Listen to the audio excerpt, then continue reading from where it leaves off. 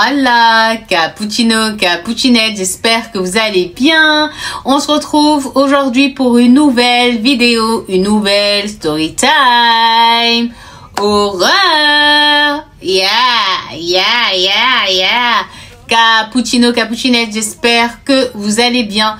Donc aujourd'hui, je vous ai traduit une histoire vraiment très apeurante. La vérité, celle-là, elle est bien caliente, bien flippante, bien...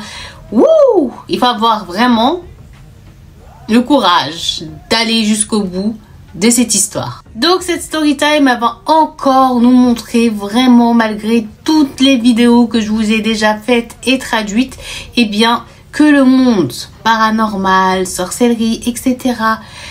est loin de nous avoir montré toutes les choses cachées. Tu vois, je sais même pas si on arrive à 1% avec cette histoire, tellement que ça fait flipper. Donc, je vais vous laisser, comme d'habitude, cappuccino, cappuccinette, vous installer. Et une fois que vous êtes prêts, la team ménage, la team transport en commun, la team télétravail, la team je fais mes devoirs en écoutant Isis, eh bien, on va faire la chorale. Mais avant de passer à la chorale, s'il vous plaît, montrez que vous soutenez la chaîne, montrez que vous aimez mon travail en me mettant juste please mon petit like, et ça va montrer aux autres qui essayent de, comment dire ça, de nuire de manière tout à fait volontaire à mon travail en ne le respectant même pas, voilà, en piochant impunément comme ça dans ma chaîne, et bien que vous êtes derrière moi. Soutenez-moi, même si c'est que dans cette vidéo que vous voulez lâcher ce like, comme ça ils vont voir qu'on est vraiment une communauté en nombre, soudée, et que voilà, en gros on va pas les laisser faire. Et quant aux autres, on se retrouve juste après. Yeah. S'il vous plaît, mettez-moi un petit like, please.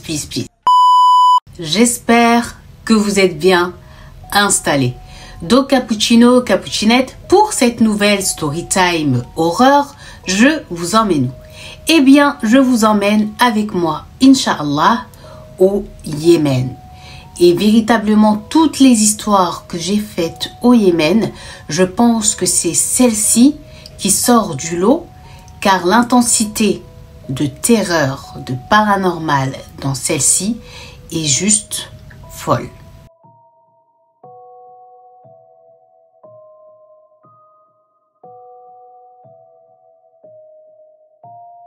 Donc cette histoire, elle s'est passée en 2001. Elle est arrivée à un jeune homme qui s'appelle Salim. Et vraiment, jusqu'à aujourd'hui, 2023, Salim n'arrive toujours pas à se remettre de cette nuit qui aura à tout jamais changé sa vie.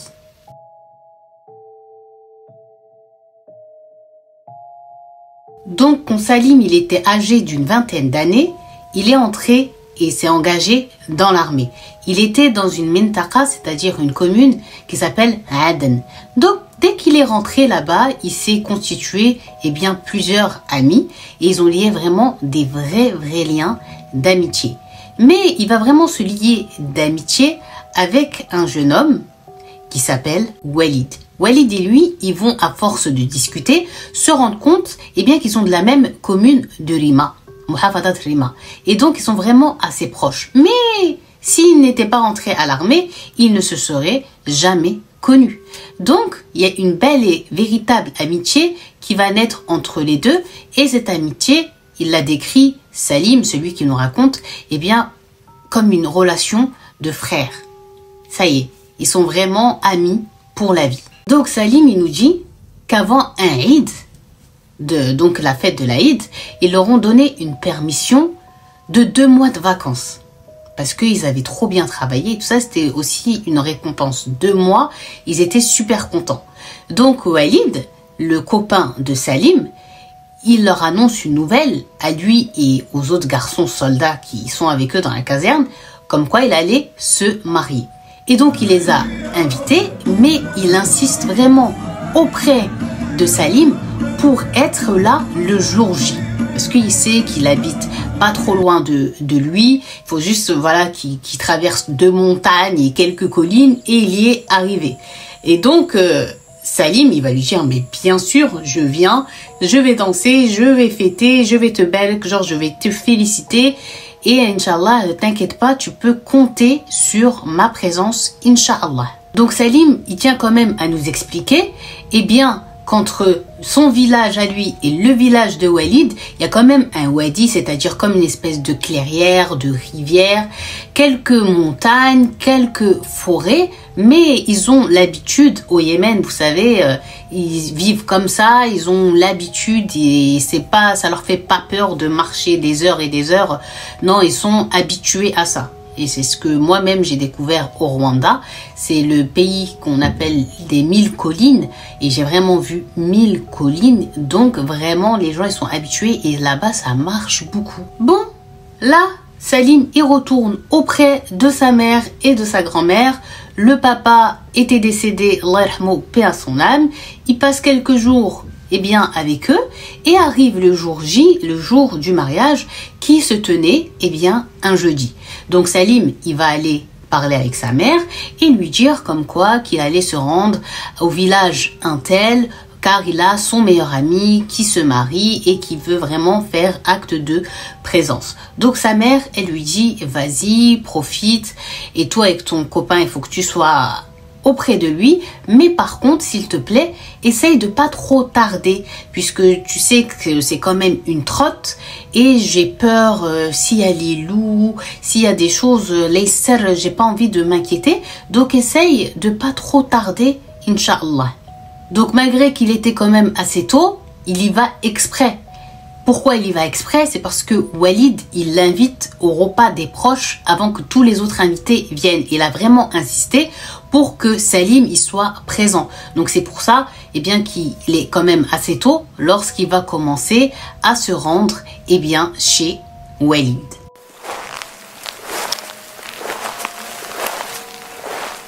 Quand Salim, Cappuccino, Cappuccinette, il quitte sa maison, il est 9h30 le matin. Et il commence à traverser la clairière, il y a un petit bout un peu comme espèce de forêt, il arrive, il grimpe la montagne, il traverse la première et on a une deuxième qui monte et qui redescend et là se trouve le village de Walid. Quand même, ça fait voilà un bon moment de marche. Il faut vraiment être sportif et aimer cette personne de tout son cœur pour se rendre à ce mariage. Parce que il a marché quand même. Il a marché. Et très vite, il va savoir quelle est la maison de Walid, puisque déjà la musique, la fête et tout retentit de sa maison.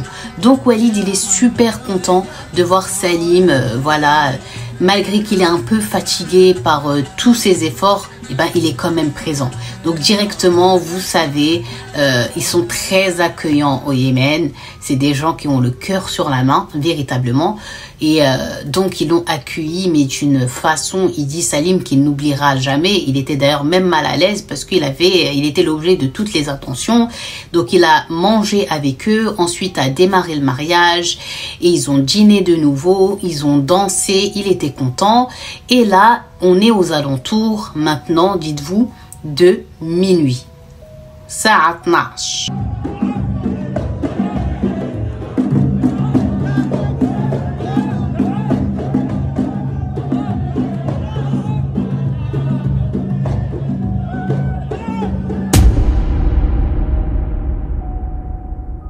Donc Sa'a 12, minuit, fin du mariage. Walid, il monte dans sa voiture avec sa femme et ils s'en vont.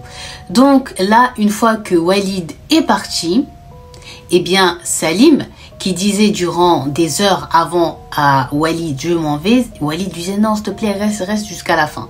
Il avait trop mal au cœur de partir avant.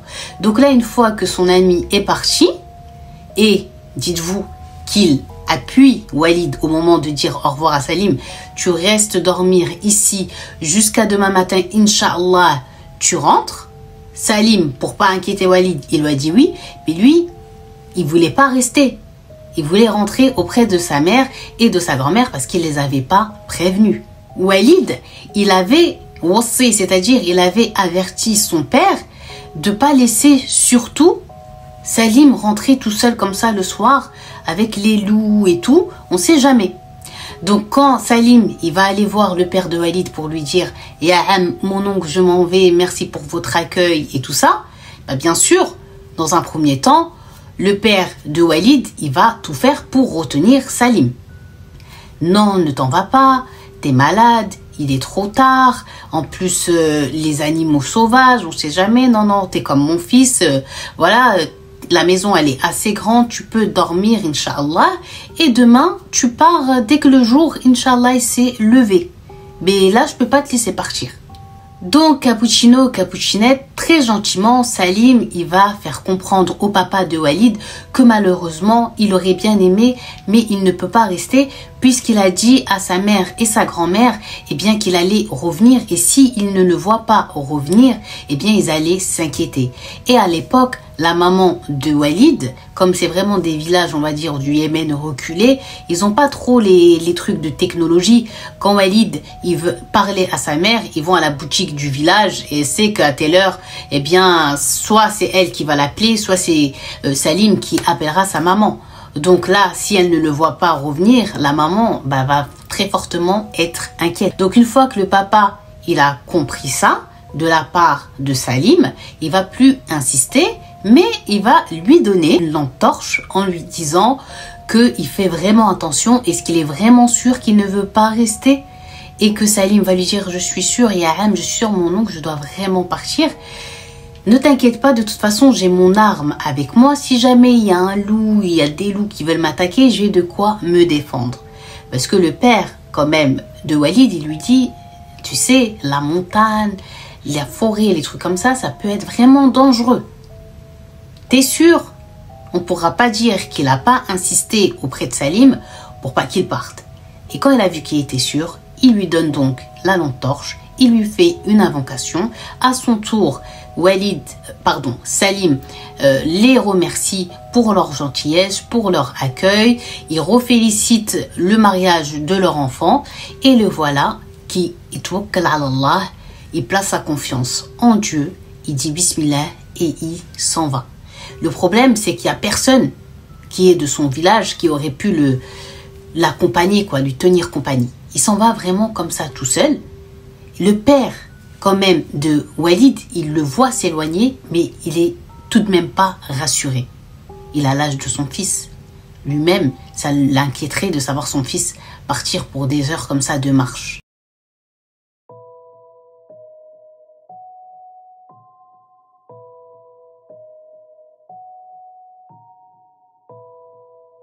Donc là, ça fait quand même un bon petit moment que Salim, il est en marche, il s'arrête pas, il fait pas de pause, il est habitué, il est sportif.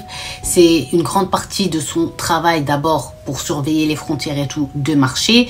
Et en plus, il est né, il a grandi dans cette région-là, donc ils savent se repérer, même si c'est la nuit, même si c'est pas éclairé. Seule la lampe torche l'éclaire, donc il a pas peur, Il sait où il va, en tout cas. Il n'a pas besoin de Waze ou de Google Maps pour rentrer chez lui. Et donc là, quand il atteint la montagne qui doit grimper la première, il commence à monter sur celle-ci. Mais là, il va se passer quelque chose. Il ne sait pas, il est quelle heure, il n'a pas de montre, son téléphone est déchargé et il va se mettre à entendre l'appel à la prière. Quelqu'un qui est en train de faire l'adhan. Allahu Akbar, Allahu Akbar. Il est surpris.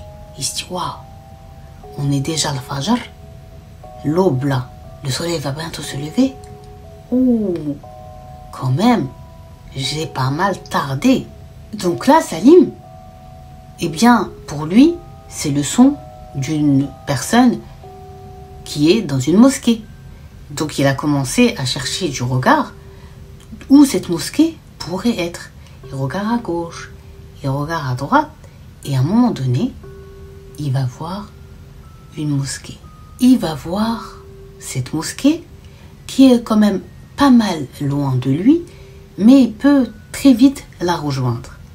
Le seul problème ici, Cappuccino Cappuccinette, c'est que le chemin qu'il emprunte pour son retour, c'est le même chemin qu'il a emprunté pour son aller. Sauf que Salim nous dit que sur le chemin aller, il n'a pas vu cette mosquée.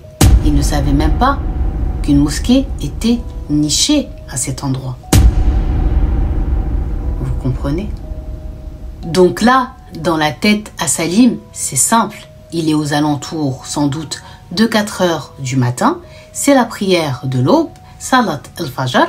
Et avant de rejoindre ma mère et ma grand-mère et mon village, je vais donc faire une halte, faire la prière à la mosquée et continuer tranquillement jusqu'à la maison. Il marche jusqu'à la mosquée. Il dit c'est vraiment une petite mosquée. Celle-ci est peinte en blanc. Il regarde à l'intérieur et voit directement sur le côté droit qu'il y a la salle où tu peux faire les ablutions. Aussi, cette salle d'eau, elle est sectionnée en 3 compartiments. Genre comme s'il y avait 3 éviers où tu peux rentrer et tu fais l'eau d'eau, personne genre te voit quoi. Et donc il rentre dans la première qui était vide, il fait ses ablutions, mais entend dans la cabine, on va dire, d'à côté, aussi que quelqu'un est en train de faire l'eau d'eau, les ablutions. Donc dans la tête à Salim, à cet instant-là, automatiquement, il se dit, ah c'est sûrement l'imam de la mosquée qui vient tout juste de Edden, qui vient tout juste de faire l'appel à la prière, qui est en train aussi de faire son eau d'eau, ses ablutions, pour prier quoi. Donc une fois Cappuccino Cappuccinette que Salim il finit de faire ses ablutions, il se dirige automatiquement vers la salle de prière. Et là quand il arrive dans la salle de prière, il s'attend à trouver du monde, à voir des gens, et bien dites-vous qu'il n'y a personne. En plus cette salle de prière, elle est même pas très bien éclairée, voire presque pas du tout. Pourquoi presque? Parce que seule éclaire cette salle de prière une toute petite bougie blanche, il dit, et la flamme, elle est en train de résister pour pas s'éteindre.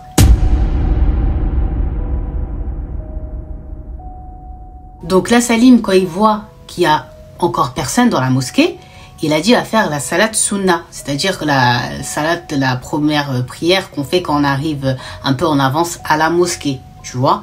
Donc il a dit, il s'avance. Et puis il commence à dire Allahu Akbar à haute voix. Mais il dit quand il a sorti ce Allahu Akbar, il ne sait pas pourquoi. Ça lui était jamais arrivé, subhanallah. Il a commencé à ressentir un frisson. Mais il ne peut pas nous expliquer. Il a ressenti comme un danger.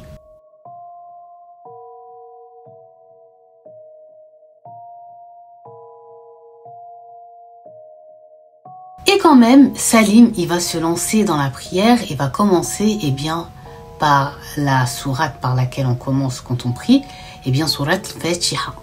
Donc il commence, il récite sourate al-Fatiha quand il sent derrière lui quelqu'un qui est en train de s'approcher de plus en plus, mais il ne tourne pas. Et il va sentir très proche quelqu'un de lui à un moment donné et lui parler dans son oreille qui va lui donner l'ordre de continuer sa prière et de ne surtout pas se retourner. Mais c'est pas ça le pire, Cappuccino Cappuccinette, parce que cette personne ou cette chose lui a dit de finir sa prière, comme je vous ai dit, de ne surtout pas se retourner, mais que si il se retourne, ils vont être obligés de lui faire du mal. Alors il ne faut pas qu'il se retourne et voit et sache qu'est-ce qui se passe et qu'est-ce qu'il y a surtout derrière lui.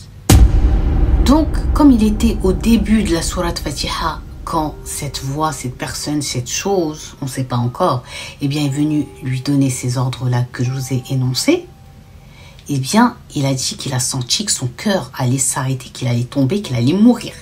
Mais il s'est changé, il est resté fort et a continué à réciter, maintenant, plus à haute voix, mais dans son œuf pour lui-même, tout doucement comme ça, sourate al-Fatiha pour la finir. Et quand il est arrivé à la fin, à Waladhalin, après on dit Amin, et regardez ce qui va se passer. Là, Salim va entendre sur les côtés et de derrière, bien des voix dire tout son cœur.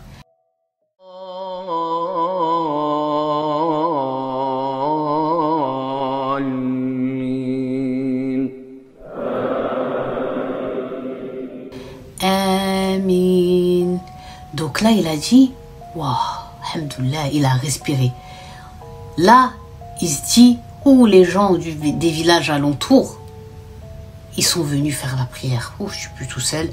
Et là, il commençait à se sentir plus léger, moins apeuré, d'entendre et de savoir en fait qu'il n'était pas finalement tout seul. Là, il dit, Salim, que quand il est sorti en fait de la salle d'eau pour aller dans la salle de prière, il y avait un beau tapis, il y avait tout quoi, tu vois. Mais quand ils sont arrivés au moment en fait de se prosterner, il dit, on sait quand voilà on fait la prière à la mosquée et tout, on entend, il y a un bruit quand même quand tout le monde se prosterne en même temps, se relève, tu vois, il y a. Alors lui, il entend ça. Mais le problème, c'est que quand il se prosterne, il dit, j'ai pas l'impression de me prosterner contre un tapis, puisque au niveau de ses genoux, il a mal. Et même au niveau de ses paumes, quand il est posé comme ça, et ici du front, il a mal. Mais il sait pas, c'est dû à quoi. Donc à côté de lui, il y a personne. C'est comme si en fait, c'était lui qui dirigeait la prière. C'était lui en fait l'imam de cette prière-là pour les gens, quoi. Et donc, il dit quand même, quand il est assis, avant de saluer, avant de faire ça, quand même, il regarde, il essaye de voir. Il dit, il arrive un peu à voir derrière lui juste des vêtements blancs, et comme s'il y a des hommes, quoi. Il va à la main et tout, il est rassuré. Mais au moment de... il va être bloqué. Regardez, il va se passer quoi. Quand il est comme ça, il va se retourner. Et là, il est choqué. Et là, vous allez être choqué. Il n'y a personne. Les personnes qu'il a vu leurs vêtements blancs, les personnes qui ont dit avec lui Amin, qui ont prié avec lui, qui étaient dans la prière, il n'y a personne. Mais c'est pas ça encore le pire. Le pire, c'est que ce qui lui fait mal, c'est normal. Il n'y a pas de tapis, il n'y a plus, il n'y a rien. En fait, il est sur du caillou, sur du sable. C'est pour ça que ça lui faisait mal. La mosquée, elle avait disparu. Comme si, en fait, le tapis, tout ce qu'il a vu dans cette mosquée, il l'avait rêvé, quoi. Alors, il a commencé à paniquer. Mais il a quand même aussi paniqué par rapport à où sont toutes les personnes qui étaient là. Parce que, en gros, la mosquée, elle était vraiment blindée. Donc là, cappuccino, cappuccinette, mettez-vous 2 minutes à la place de Salim. Vous rentrez dans une mosquée, vous faites les ablutions, vous avancez pour faire la prière. Après, on vous dit ne te retourne pas, continue de prier. Et il rentre avec toi dans la prière et c'est toi qui les guide et t'entends les mouvements. Tu sais qu'il y a du monde avec tes yeux quand même sur les coins. Tu as réussi à capter qu'il y avait vraiment des gens. Ils étaient habillés en blanc et tout. Tu finis, tu dis salam alaikum, salam alaikum. Tu te retournes, il n'y a plus rien. Il n'y a plus de tapis, il n'y a plus de mosquée, il n'y a plus de personne. Et tu te retrouves comme ça dans un endroit où tu ne sais même pas. Et c'est la nuit. Et en vérité, tu ne sais même pas si c'est vraiment l'aube. Donc là, il se dit... son cœur, il le sent battre. Il n'est pas bien. Il tremble, il se sent trembler. Il a dit, lui, pourtant, c'est quelqu'un qui est gada. Gada, c'est courageux, qui n'a peur, tu vois, de rien, si ce n'est Dieu. Mais il n'a pas peur de toutes ces histoires-là. Pour lui, c'est des légendes, c'était à l'époque, ça n'existe pas, à nos époques, à nous, aujourd'hui. T'as vu? Donc là, Salim, il se lève d'un seul coup. Il regarde autour de lui. Il a 10 milliards de questions dans sa tête. Il n'est pas bien. Il est tout seul. Et là, avec la panique, il dit qu'il se met à courir, mais il ne sait même pas quelle direction il emprunte. Il arrive, eh bien, pour vouloir emprunter le chemin de montagne et descendre en bas et s'éloigner le plus possible de cet endroit. Sauf que dit, c'est devenu comme avec des pierres bizarres, tranchante, il peut se faire mal, donc il doit trouver par un autre chemin, comme si en fait il était pris au piège tout simplement.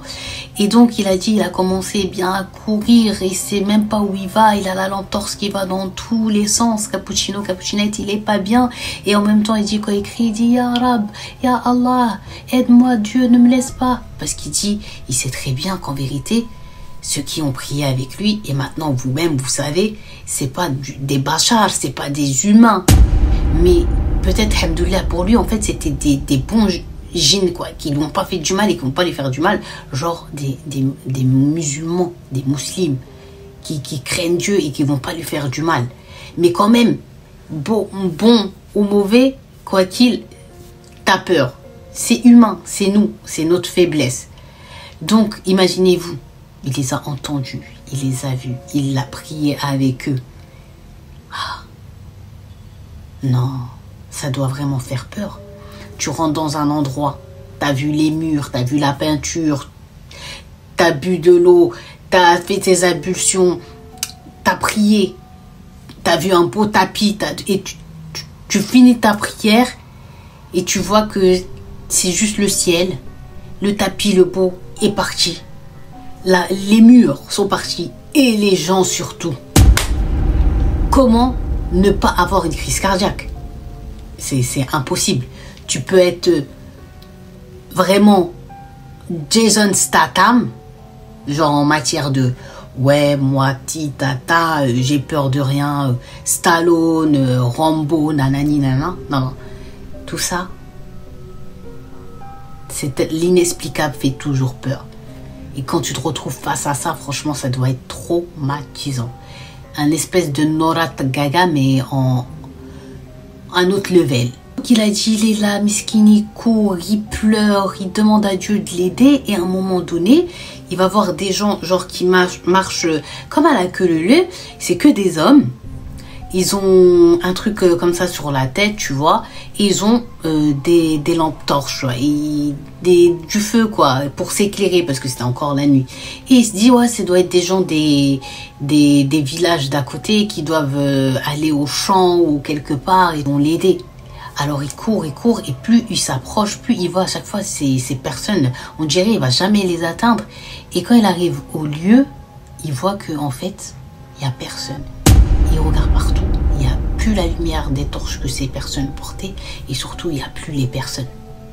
Donc là, comment ne pas péter un câble? Donc là, Cappuccino, Cappuccinette, Salim, le pauvre, il est vraiment en galère, et à chaque fois qu'il pense qu'il peut descendre par ce côté-là de la montagne, il regarde, c'est vraiment très dangereux, quoi. Il peut pas ramer, alors que c'était pas du tout ça quand il était sur le chemin aller, quoi, et quand il partait au mariage.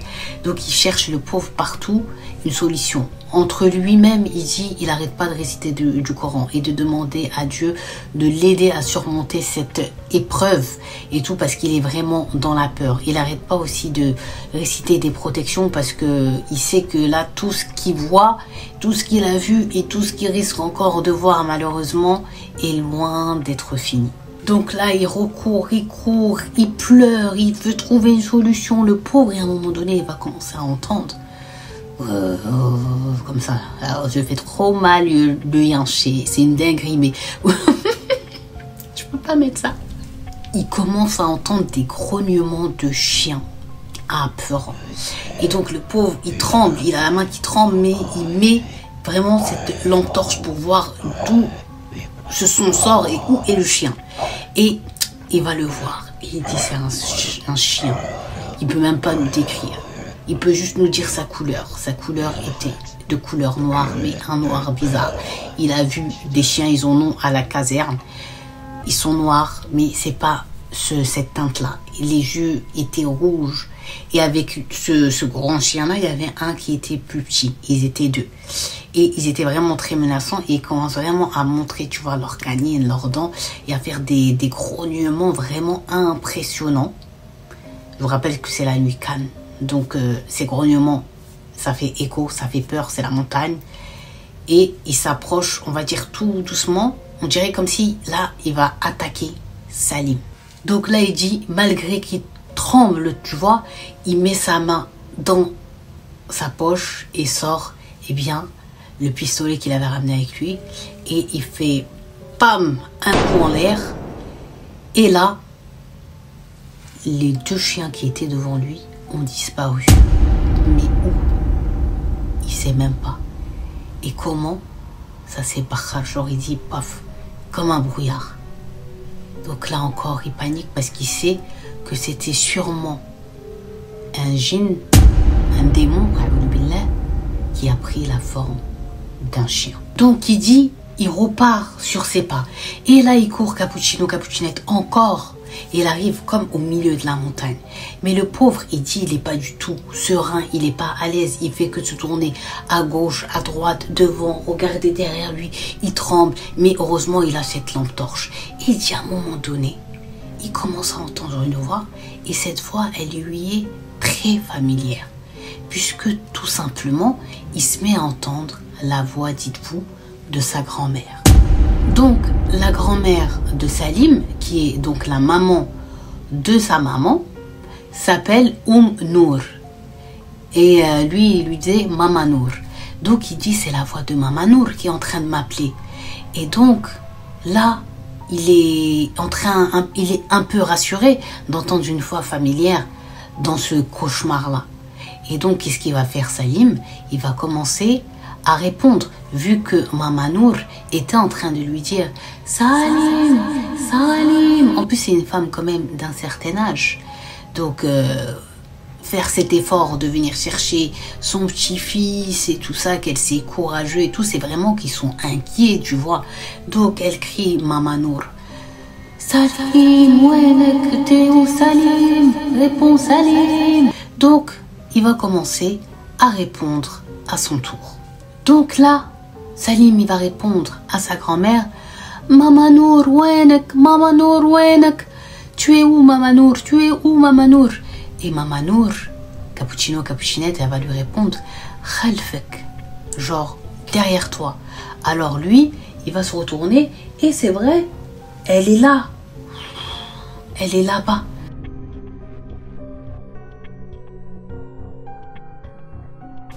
Mais là, Salim, en fait, quand Mama Nour, elle lui a dit Khalfek derrière toi, quand il l'a vu, en fait, Mama Nour, elle est là, elle est de dos, tu vois, mais c'est pas grave, elle est là.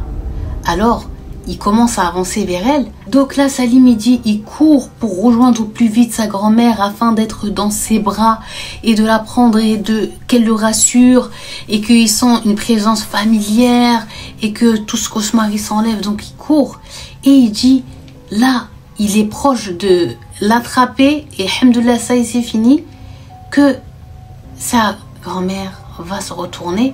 Et quand elle va se retourner, Salim, qui voulait lui faire un câlin, il va reculer et trembler et pas croire ce qu'il va voir devant lui.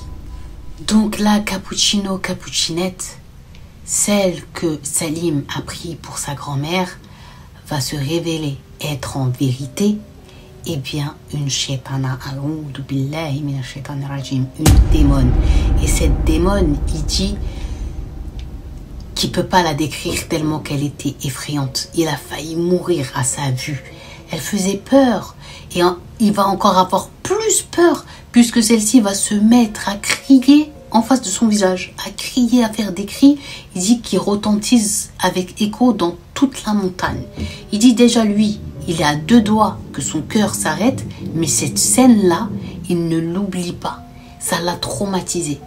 Cette chose, ce démon, cette démone, comment elle était, et il dit c'est trop, c'est trop, c'est trop, c'est trop. Donc, cet événement-là, avec tous les événements précédents qu'il a vécu, il a dit il était arrivé à son maximum supportable. La jauge, là, elle s'était remplie jusqu'en haut. Et donc le pauvre, il dit qu'il n'a tellement pas supporté cette vision d'horreur, cette femme, cette génie, cette démone, comment elle était, comment elle criait, comment elle lui faisait peur. Tout ça, s'est rassemblé et il dit bam, il s'est évanoui. Première fois de sa vie qu'il dit qu'il perd connaissance. Il dit qu'il peut même pas nous dire combien de temps il a perdu connaissance. Si c'est 5 minutes, 1 heure, 2 heures, 5 secondes, il sait pas. Mais en tout cas, il a perdu connaissance. Donc, ce qui va faire que Salim va se réveiller de sa perte de connaissance, c'est qu'il va sentir dans le bas de son dos quelqu'un qui lui donne des coups de pied et qui lui dit « Lève-toi, lève-toi ». Et quand il ouvre les yeux, il entend la voix toujours lui dire « Lève-toi, pourquoi tu t'es mis tu dors au milieu de la route là ?» Genre, comme si tu truques le passage, tu obstrues le passage. Il dit quand il regarde comme ça, il voit comme si le jour il s'était levé et comme si en fait il est même plus sur la montagne là, mais il est au milieu d'un souk, il est au milieu d'un marché. Il voit des gens qui vendent, des gens qui partent, des gens qui viennent. Bref, donc il ne comprend rien. Donc Salim il se lève et il regarde autour de lui, mais ce marché, ce souk, cette ville ne lui dit rien. Il essaye de regarder les gens qui font des va-et-vient.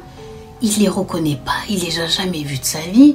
Il sait pas où il est, il s'est réveillé où là. Il sait pas.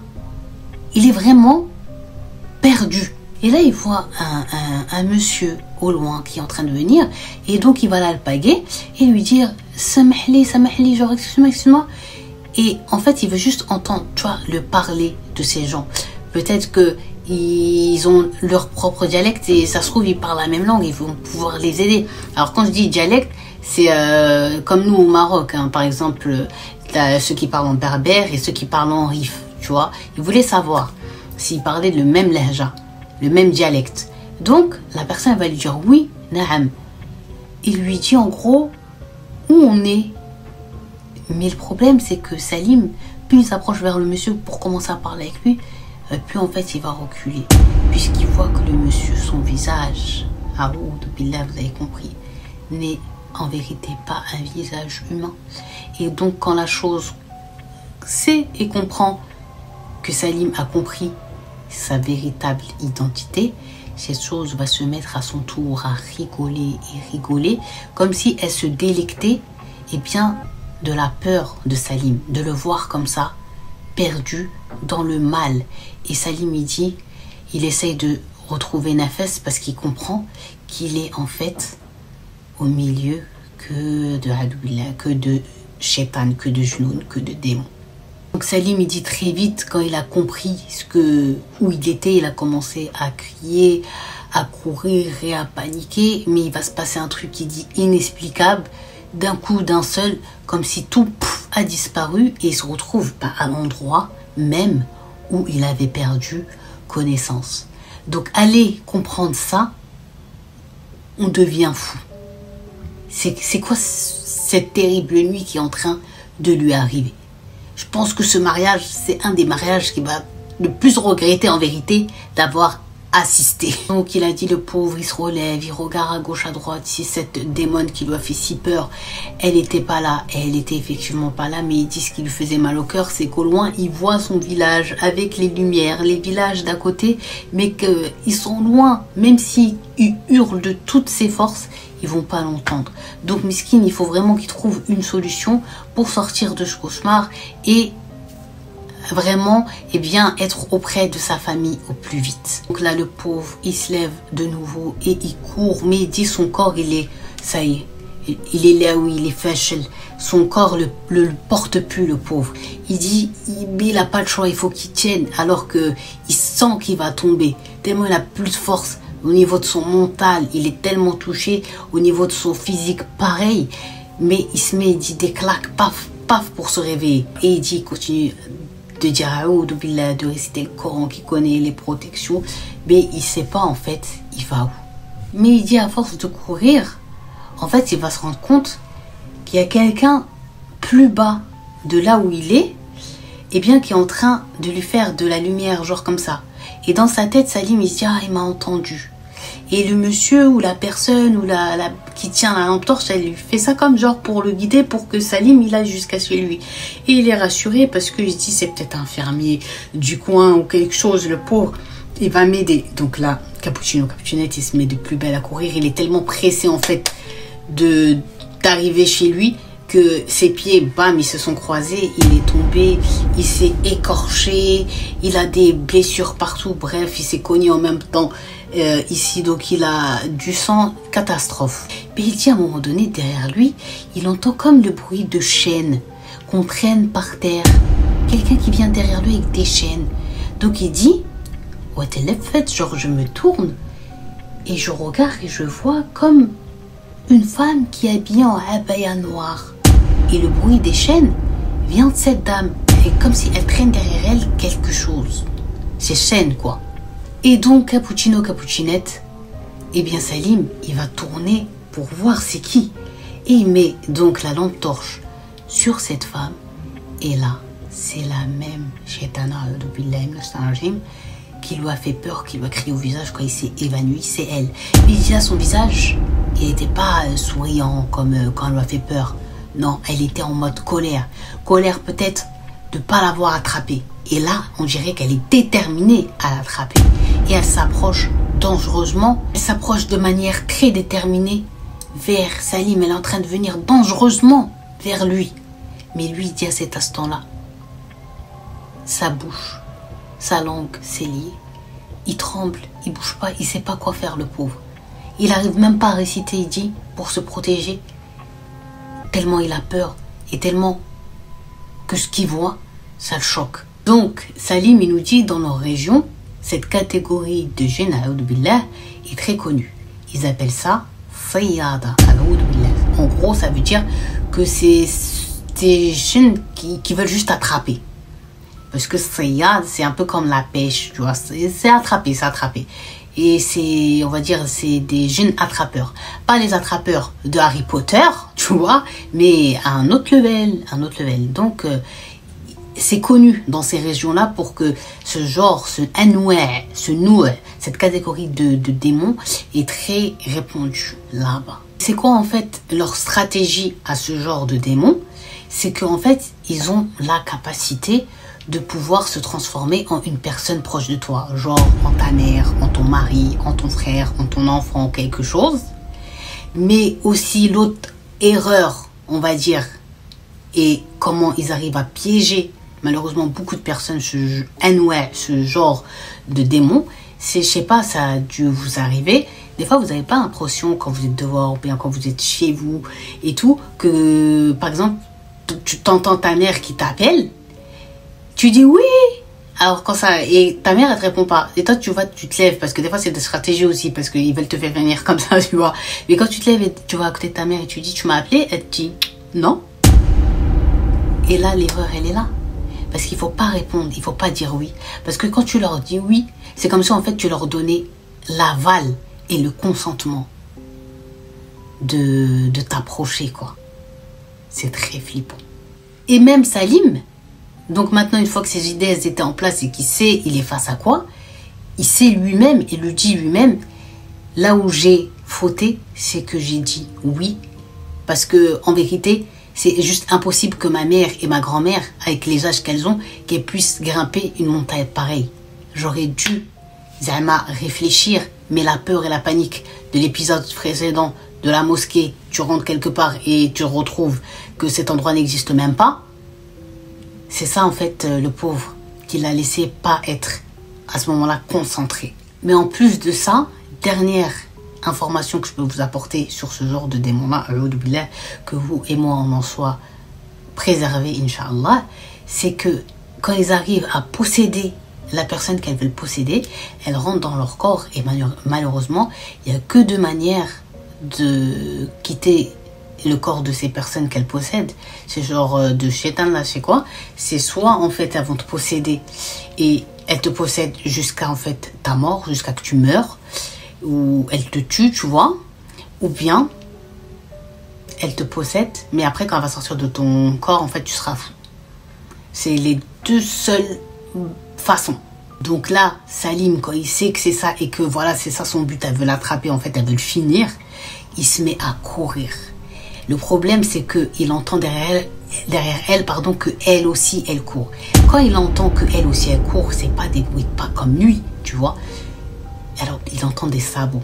là, elle n'a plus de doute, tu vois. Et elle court et elle crie en plus, genre, je vais t'attraper. Elle fait des cris qui fait peur. Elle va pousser un cri, tu vas t'arrêter. Ça y est, bim, elle va t'attraper parce que tu vas trembler. Mais lui, il a dit là, il était plus fatigué, il avait plus mal. Même s'il était blessé, il a dit, il faut que je cours. Il court et il a dit, le problème, c'est qu'ils sont comme ça, derrière, genre comme si elle le tape, elle le touche et tout. Mais il dit, il fait ni ça, ni la touche, ni veut voir et tout. Il a dit, il s'en fout, juste il crie, il appelle à l'aide et il appelle Dieu à l'aide.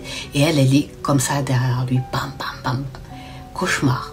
Qui sait plus, alors là, plus du tout dire où il est.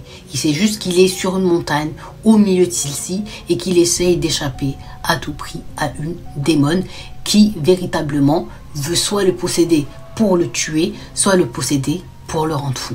Il a dit, alhamdoulilah, à cette époque, il était bien sportif. Donc, il n'a pas de point de côté, ni reprendre son souffle. C'est comme moi, c'est mort. Je fais, ça y est, I'm dead, je dis, tu vois. Non, lui, il a bien couru. Il a dit, il ne s'est pas arrêté. Il s'arrête quand? Il s'arrête quand il n'entend plus derrière. Quand il sait que ça y est, il l'a semé, quoi. Et il reprend son souffle. Il reprend son souffle. Le problème, il regarde partout autour de lui. Il ne sait pas du tout, il est où. Et là, il dit, il regarde quand même. Heureusement, il y a toujours la lampe torche qui est là. Et il dit, il commence à entendre un bruit. Un bruit comme, vous savez, le bruit de l'âne, comment il fait. Donc il dit, il tourne comme ça, et là, devant lui, il y a un âne. Il dit tout de suite, c'est bon, là, on va plus me la faire. Je sais très bien que c'est pas un âne. C'est juste quelque chose qui a pris la forme. Mais il dit, derrière, pas trop loin l'âne, il entend encore une fois le son de sa grand-mère, la voix, genre appeler Salim par son prénom. Mais il dit là c'est mort. Ils l'ont eu une fois, pas deux. Donc, qu'est-ce qu'il va faire? Donc, il a dit tout de suite, il s'est mis à réciter du Coran et à demander la protection. Et là, il dit l'âne comme s'il commence à trembler, à s'énerver. Et genre, on dirait il va venir courir pour lui faire du mal. Donc il a dit, il s'est remis de nouveau à courir et à s'éloigner de encore ce cauchemar. Il dit, il court, il tombe, il se relève, il court, il tombe, il se relève et il crie parce qu'il commence à voir en bas les gens des villages alentours, surtout les fermiers qui sont en train d'aller au travail, parce que ces gens-là, tu vois, ils se lèvent super tôt, les agriculteurs et tout, ils commencent un peu à être rassurés, donc il met de l'intensité à encore plus les appeler de manière forte, quoi. Là, le pauvre, il court, il demande au secours, venez m'aider. Et là, il dit, il sent d'un coup d'un seul, bam, quelqu'un ou quelque chose, on ne sait pas encore, qui lui attrape en tout cas la main et qui lui la serre bien, quoi, et qui court derrière. Mais il dit, il s'arrête pas, il veut pas savoir, il veut pas voir c'est quoi qui le tient, quoi.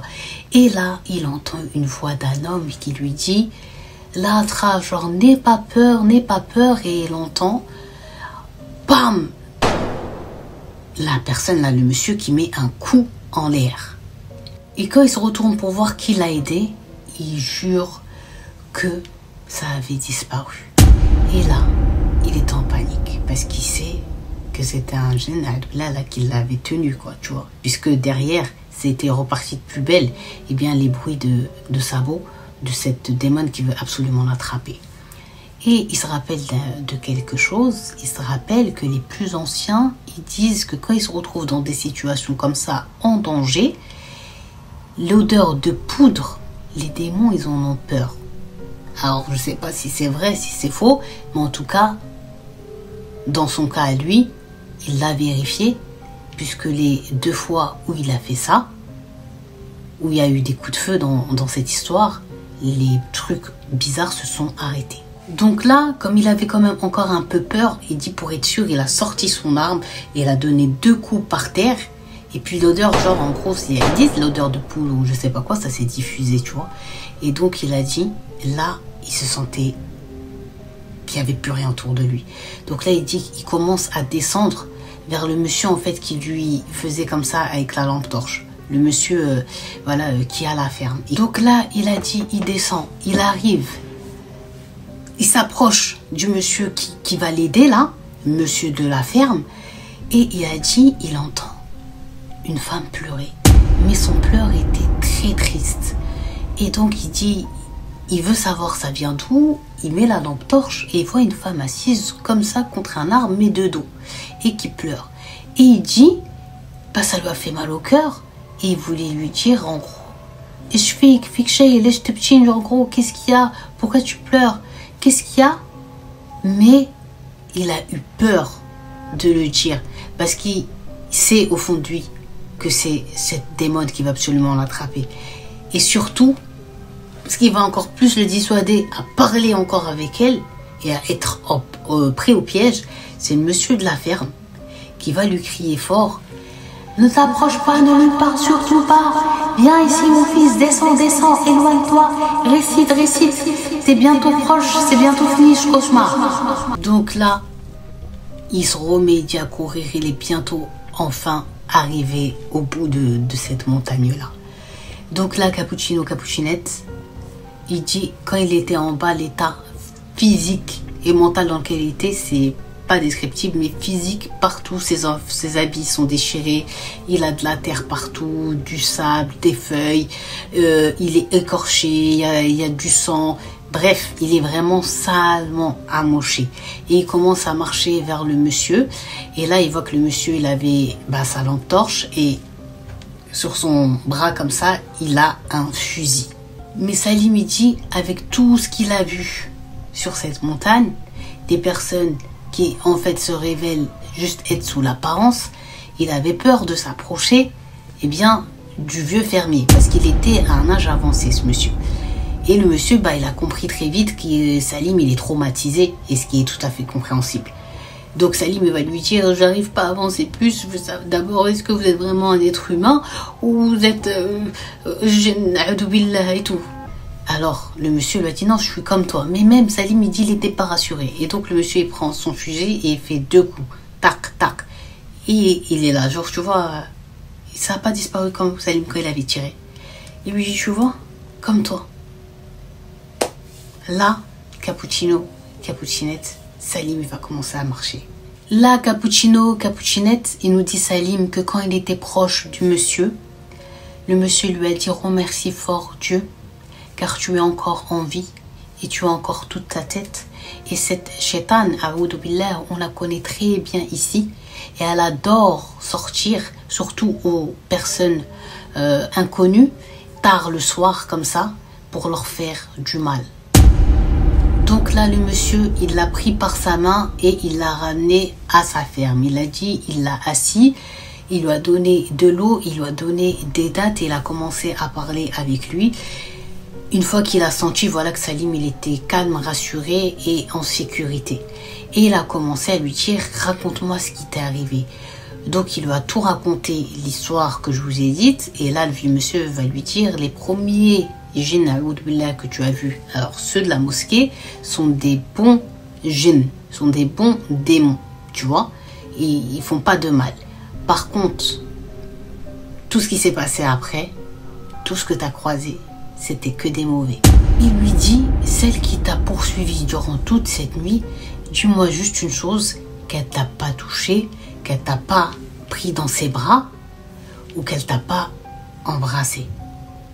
Là, Salim, il lui a dit qu'il avait comme le ressenti qu'on lui avait tapé à l'épaule et surtout la main qu'il a attrapée.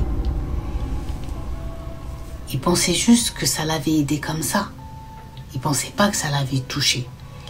Et là, Salim, il voit que le visage du monsieur a changé. Un air grave et inquiet. Et il a commencé à lui dire, écoute bien et tu vas faire tout ce que je vais te dire. Et il lui dit, il faut que tu tiennes correctement tes prières. Correctement. Il insiste. Que tu achètes un petit Coran et que tu lises ce petit Coran le maximum possible et surtout que tu le laisses avec toi, sur toi. Tu l'enlèves uniquement avant de rentrer, bien sûr, aux toilettes et dans la salle de bain, etc. Voilà. Mais sinon, tu le laisses toujours sur toi, mon fils, et tu le lis toujours.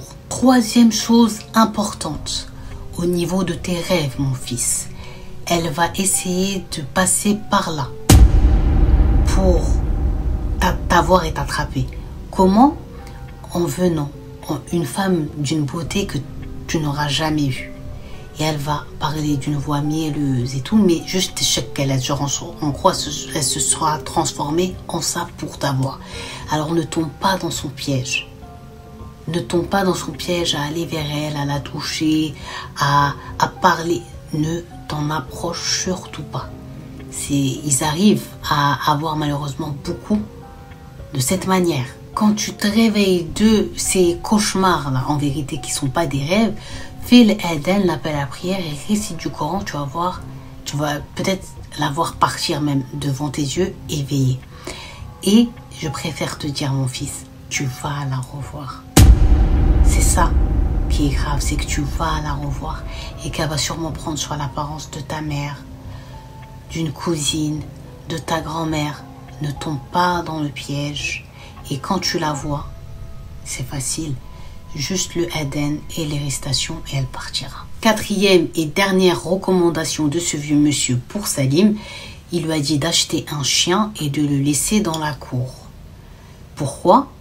C'est simple, puisque les chiens ont la capacité de voir et ressentir quand il y a des chétans et tout ça, et ce sera pour lui plus facile de savoir qu'elle est là, puisque le chien que lui il voit, eh bien va aboyer et ça va alerter Salim.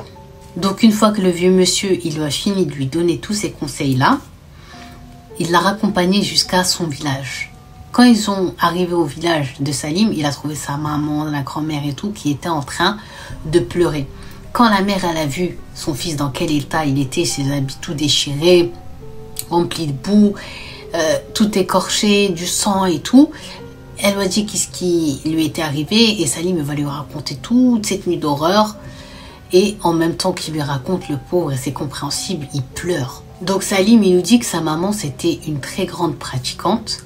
Elle remerciait Allah, Dieu, de lui avoir rendu son fils, sans qu'il soit fou ou bien mort.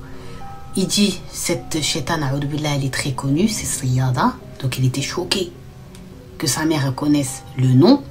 Il lui a dit, elle va expliquer c'était quoi, genre, comme je vous ai expliqué, cette catégorie. Et elle dit, la mère était heureuse. Elle dit à son fils, heureusement qu'elle t'a pas possédé et qu'elle t'a laissé fou comme un tel. Ou bien qu'elle t'ait possédé comme, tu te rappelles du fils d'un tel et qui est mort. Et c'est là que tout ça, dans Salim, devient logique, toi. Le jeune homme qui est devenu fou, c'est vrai qu'il est fou, vraiment le pauvre. Et il s'appelait Abdel Taif, alors qui dit Salim que c'était un des meilleurs jeunes hommes du village. Mais il est monté sur la montagne comme lui, il s'y était perdu et quand il est redescendu, il était redescendu dans cet état et il savait quelle en était la cause. Et l'autre jeune homme, en fait, pareil, il était monté à cette montagne, mais il n'avait rien eu, mais il a raconté comme Salim. Et il pensait que ça y est, cette histoire allait s'arrêter là. Mais une nuit, il n'est pas rentré, tout le monde l'a cherché. En fait, la démon, elle l'a attiré sur un toit d'une école et elle l'a tué, elle l'a jeté en gros de ce toit. Donc eux, ils le cherchaient, ils l'ont pas trouvé. Et le lendemain, quand les élèves sont arrivés à l'école avec les profs, et ben, ils ont découvert son corps. Donc là, Salim, il a tout ça dans la tête, il commence à paniquer et il se demande est-ce que lui, il va sortir sain et sauf des griffes de Sayyada. Donc là, Salim, il a dit, il s'est lavé et il est rentré pour dormir. On était encore la journée et il était aux alentours de midi quand il va se réveiller. Sauf que ce qui va le laisser se réveiller, eh bien, c'est qu'il va faire un cauchemar et il va rêver malheureusement de cette chétane. Donc quand il se réveille de ce rêve, il entend dehors dans la cour sa mère avec la grand-mère qui sont en train de parler. Quand il entend en vérité la voix de sa grand-mère, il est un peu choqué parce que oui, la plupart du temps, elle est là, chez eux, mais elle est encore sa maison et elle aime y aller. Et quand elle vient les voir, eh bien, elle vient pas à cette heure-là. T'as compris? Donc là, quand il entend, en plus, la maman qui parle d'une voix normale, mais la grand-mère, elle parle d'une voix super forte, alors que la grand-mère, elle parle de manière très douce et posée, il panique et tout de suite, il se dit, c'est la shaitana. Et donc il commence à appeler sa mère, si bien que celle-ci elle vient en courant, qu'est-ce qu'il y a, qu'est-ce qu'il y a, qu'est-ce qu'il y a? Et Salim il va dire à sa mère, donc la mère elle l'engueule, elle lui dit mais n'importe quoi, c'est ta grand-mère, parle doucement, chut, elle va t'entendre, ça va la blesser et tout. Donc la grand-mère, comme elle a vu qu'ils ont tardé, elle a commencé à venir. Dès qu'il l'a vu dans l'entrée de la porte, elle, la pauvre, la grand-mère, la rahma, maintenant celle-ci a quitté ce monde, eh bien elle faisait un sourire et elle disait à son petit-fils, lève-toi, viens me faire un bisou. Et il dit, lui, montrer à sa mère, non, c'est la shaitana, c'est la shaitana, c'est la démon, c'est la démon. Il dit, heureusement, à cette période-là de sa vie, la grand-mère, son ouïe était faible, donc elle n'entendait pas. Donc là, la mère à Salim, elle va s'approcher et lui dire, hey, arrête, tu parles pas comme ça et tout, t'insultes pas ma mère de ça et tout. La maman était énervée, mais t'es malade et tout, arrête, arrête, arrête. Donc là, il dit, non, c'est une shaitana, billah. Et puis il dit, il se met dans son lit, il commence à regarder sa grand-mère, genre droit dans les yeux, déterminé, et il commence à dire, il pense en fait qu'en le disant comme ça, fort, en fait, il va prouver à sa mère que c'est pas une humaine et qu'elle va disparaître. Sauf que, c'est bel et bien la grand-mère. Ce jour-là, elle était un peu plus énergique que les autres jours, c'est tout. Et donc, il dit quand il voit que, rien lui fait quand il dit ça, et que, ouais, c'est sa grand-mère, il est rassuré. Mais quand même, la grand-mère, elle a senti qu'il y avait quelque chose qui n'était pas normal. Donc, elle s'est approchée, elle a dit à son petit-fils, qu'est-ce que t'as? Pourquoi t'es pas bien? Pourquoi tu trembles? Qu'est-ce qu'il y a? Pourquoi tu pleures? Et lui, il dit, il n'arrive pas à parler. Donc, sa mère est partie en fou rire. Elle est partie en fou rire parce qu'elle dit, mais c'est ta grand-mère. C'est ta grand-mère. Je te dis en quelle langue c'est ta grand-mère? C'est ma Rome, c'est ma mère. C'est ta grand-mère. La mère, elle lui dit, tu vas la vexer. Heureusement qu'elle n'entend pas bien. Parce que si elle entend, ça va lui faire trop mal au cœur. Ya Waled, genre, mon fils, arrête, s'il te plaît. Tu vas lui faire trop mal au cœur. Elle t'aime trop. Elle va trop mal le prendre et tout. Donc, il dit à sa mère, t'es sûr, c'est elle. La mère dit, oui, je suis sûre, c'est elle, t'inquiète pas. Il dit, Salim, le pauvre, il sentait qu'il allait devenir fou. Et c'est vrai que ces scènes, elles peuvent prêter à rire, mais aussi à pleurer. Parce que c'est fou, en même pas 24 heures, comment la vie d'une personne, elle peut changer. Donc, il dit, malheureusement, à partir de ce jour-là, pendant quelque temps, il avait vraiment peur de sa grand-mère alors que c'était sa vraie grand-mère.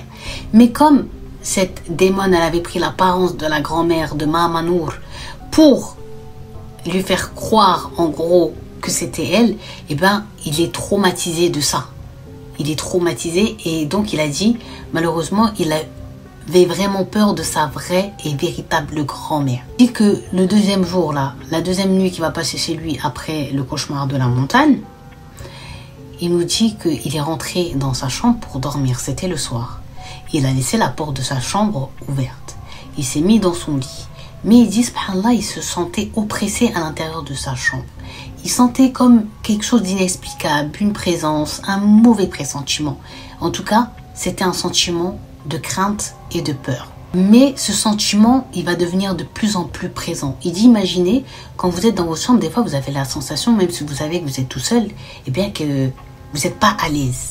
Alors que c'est votre chambre, tu vois, mais tu sens comme s'il y avait quelque chose en plus avec toi. Il dit, dès qu'il a eu ça, ce ressenti, il s'est levé de son lit et il a commencé à faire l'Aden à haute voix. Il dit, il n'a même pas commencé à bien le faire l'Aden que la porte de sa chambre qu'il avait laissée ouverte, elle s'est claquée d'une manière violente, mais archi violente, alors que c'est une nuit qui est douce. C'est pas une nuit où il y a des courants d'air et là où il y a le froid. Et il dit le bruit de la porte qui a claqué, c'était tellement violent. Le bruit, il était tellement impressionnant qu'il s'est évanoui. Quand il a ouvert les yeux, c'est parce que sa mère, elle était en train de lui rush, c'est-à-dire elle a mis de l'eau et elle lui jetait au visage. Quand il a ouvert les yeux et qu'il s'est redressé, sa mère l'a aidé à se redresser, elle était super inquiète. Elle lui dit, qu'est-ce qui t'arrive mon fils? Alors il a dit, il ne voulait pas faire peur à sa mère, il lui a dit rien. Je crois que c'est juste un peu la fatigue. La maman, elle a dit, genre en mode, t'es sûr? Lui, il avait peur de lui dire qu'il a senti une présence, genre maléfique. Mon fils ne reste pas sans rien faire, d'un calme olympique comme ça là. Demain là, matin, tu vas aller chez l'imam. Comme ça, l'imam, il va te lire dessus et Inch'Allah, il va te soigner. Mais rester sans agissement comme ça, là, aujourd'hui tu t'es évanoui, qui sait ce que demain, il peut t'arriver. Donc il a dit, une fois qu'il se sentait un peu mieux, qu'il est remonté dans son lit, sa mère elle est restée un tout petit peu avec lui, ils ont discuté, mais comme la pauvre elle se lève tôt, tous les matins, bah, quand le soir arrive, elle est KO. Donc elle lui a dit, mon fils, tu vas aller dormir et si tu as besoin de quelque chose, tu n'hésites pas. Il a dit ok. Donc la mère est partie, il dit, il commence à son tour à s'endormir, cappuccino, cappuccinette, quand tout d'un coup il se met à rêver. Et il se met à rêver quoi? Bifatat Jamil. Il commence à rêver à une belle jeune fille. Il dit impossible qu'elle soit réelle tellement qu'elle était belle. Elle était belle, elle était belle. Il a dit il n'a jamais vu une jeune fille aussi belle que celle qu'il était en train de voir dans son rêve. Donc dans le rêve, cette jeune fille, cappuccino, cappuccinette, lui fait des signes genre viens, elle l'appelle par son prénom et tout. Elle avance un peu et après lui dit viens, viens, viens un tel. Et Salim lui il commence, il dit un peu à marcher vers elle parce qu'aussi il est attiré par son parfum. Elle porte un parfum envoûtant, une odeur. Il dit tous les plus chers et meilleurs parfums du monde, le plus cher parfum du monde. Même s'il le sent, il sait qu'il ne retrouvera pas l'odeur qu'il a sentie tellement c'était magnifique. Indescriptible. Et tout ça, cappuccino, cappuccinette, on est bien d'accord que Salim est endormi. Donc quand il s'approche, il dit maintenant il reste que quelques mètres entre lui et elle, endormi, mais à moitié on dirait quand même conscient. Il va commencer à entendre le chien que le vieux monsieur lui avait dit, mets-le en garde dans ta maison. Lui, genre, si elle s'approche, s'il voit quelque chose, il va se mettre à aboyer. Ce sera l'alerte, tu seras. Et là, le chien, il va se mettre à aboyer, aboyer, aboyer, aboyer. Et là, directement, il a compris. Il a ouvert les yeux et il dit qu'il voit une fumée qui disparaissait à ce moment-là. Genre en mode, elle était vraiment encore là avec lui dans la chambre. Cappuccino, cappuccinette, Sayyada, Aoud Billah. Elle était là, c'est vraiment flippant. Donc directement, il se lève, cappuccino, cappuccinette, au milieu de sa chambre et il se met à faire l'appel à la prière, l'Aden et à réciter le Coran comme le vieux monsieur, alhamdoulilah, lui avait donné comme indication à suivre parce qu'il savait très bien qu'elle n'allait pas le lâcher de manière aussi facile. Et il dit, il ne le remerciera jamais assez de lui avoir donné tout ce qui pouvait être alerte parce qu'au final, ça fonctionne. Donc il a dit, son chien, c'est devenu son gardien, son meilleur ami, son GPS pour savoir comment agir parce qu'à chaque fois qu'il entendait, et ça arrivait surtout le soir, le chien aboyait le pauvre vraiment fort, il dit maintenant il se levait plus au milieu apeuré à trembler, mais il restait assis calme dans son lit et il faisait l'Aden d'une voix douce et sans relâche ainsi que du Coran. Et le chien se calmait et il savait qu'elle s'était encore éloignée. Oui. Il était tellement fatigué. Qu'il va commencer, il pensait au début que c'était un rêve, à entendre quelqu'un qui tape à sa fenêtre, à la fenêtre de sa chambre. Donc il ne sait pas si c'est faux, si c'est vrai. Et donc quand il va ouvrir les yeux et se concentrer, ça frappe vraiment de manière insistante. Donc il se lève, mais ce qui était bizarre, c'est qu'il n'entend pas le chien aboyer. Donc il n'a pas trop peur d'y aller. Il est entre les deux, mais ça frappe. Donc il commence à ouvrir doucement le rideau. Il ouvre la fenêtre et qui lui fait face apparaît comme ça. Je vous le donne en mine. La Shaitan Aoud Billah. Mais sous sa forme normale, apeurante. Et non la forme belle, angélique, dans laquelle elle venait dans les rêves, de Salim. Il dit, elle faisait tellement flipper, on dirait sa peau, elle était de couleur noire, mais pas une couleur noire normale, apeurante, brillante, c'est craqué, il ne sait pas si c'est du sang, on dirait du feu, ses yeux apeurants, rouge, colère. Et elle est vraiment en colère, habillée tout de noir. Et il dit, il voit ni ses pieds ni ses mains. Et il a des cheveux longs et tout. Bref, une vision d'horreur. Il dit là, il sait pas quoi faire. à part juste dire Aoudou billah fort, et il commence, il dit Hamdoullah, entendre son chien qui se met à courir et qui court et qui est énervé et qui, on dirait, il allait attaquer. Et bien cette shaitan, et quand elle a compris ça, Aoudou billah, celle-ci a disparu. Donc il a dit, il est parti chez l'imam, il a commencé à lui lire dessus, il lui a donné des traitements, il lui a dit aussi qu'il devait l'aider, il fait bien ses prières, qu'il lit le Coran et tout. Donc il a dit, il a commencé à faire tout bien. Maintenant il a dit, il prie correctement depuis plusieurs années, depuis cette histoire au final. Il lit le Coran, il dort plus sans réciter les invocations avant de se mettre dans son lit, de réciter un peu de Coran. Et il dit petit à petit, alhamdoulilah, elle a commencé à partir de sa vie. Que ces genres de démons, les démons, ils n'aiment pas quand tu fais l'appel à la prière, ça leur fait mal, ça les brûle, et c'est pour ça qu'ils partent. Ça fait comme un peu Nora Tagaga.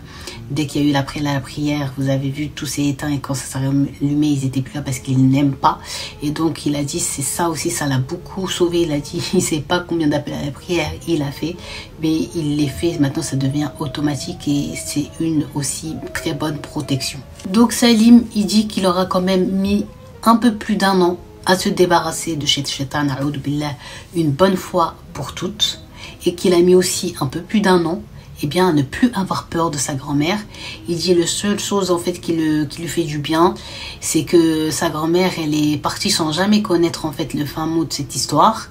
Ils l'ont pas, voilà, inquiété avec ça. Et voilà, et ça le rassure. Et que surtout, elle n'a pas entendu de quoi il lui disait qu'elle était, parce que ça l'aurait vraiment fait mal au cœur. Donc il a dit 1 an et demi, un peu plus, voilà, un peu plus d'1 an, pardon, de combat. Mais au final, il a réussi, alhamdoulilah, à sortir de cette histoire sans être fou, ou bien sans en être mort. Et alhamdoulilah.